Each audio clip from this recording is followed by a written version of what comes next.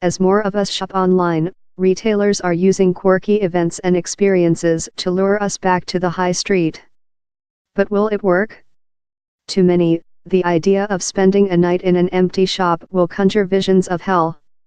After all, how would you entertain yourself, and wouldn't it be eerily quiet?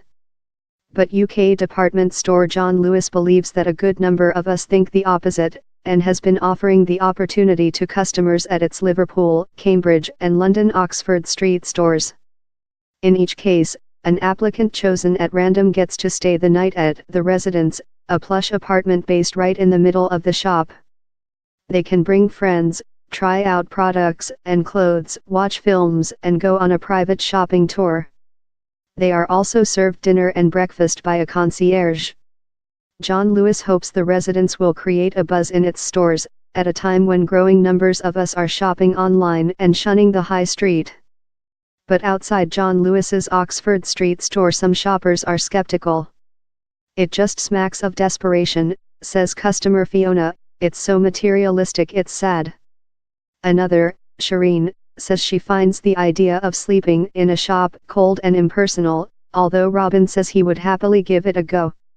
"It's a weird idea, but it's quite fun. I think that sort of thing is good for the high street." From yoga classes to guest lectures, and celebrity appearances to planned cycle rides, retailers around the world are increasingly offering experiences on their premises to reel us in and get us spending. In fact, according to research from Barclays Card Payment Solutions, more than a third of UK retailers now host such events, while 19% plan to start doing so in the next 3 years. It comes at a time when online shopping has left high street sales under pressure, contributing to big brands such as Jaeger going into administration, and American Apparel, Marks & Spencer and Macy's closing many outlets. John Lewis wouldn't let us speak to anyone who'd stayed at its store, but Customer Experience Director Peter Cross says that thousands applied for the opportunity. He also points to a long list of quirky customer experiences now offered in John Lewis stores, including boxing classes, a personal styling service for men, product training workshops, and nail and brow bars.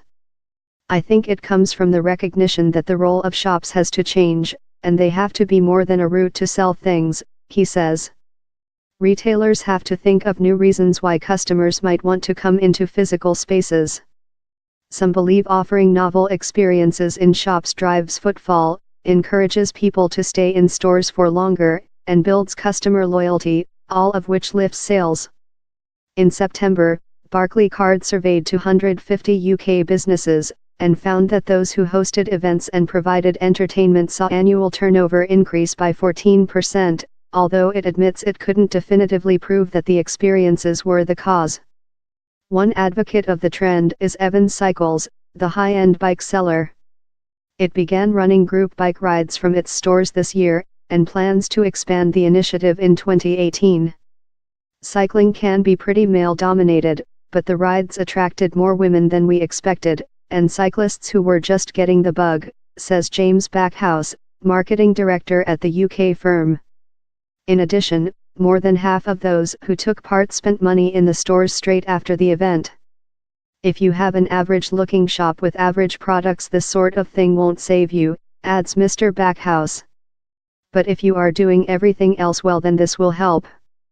Renting space on the high street is expensive, but the one thing you can't do online is meet people. More stories from the Newsbay's Business Brain series looking at interesting business topics from around the world.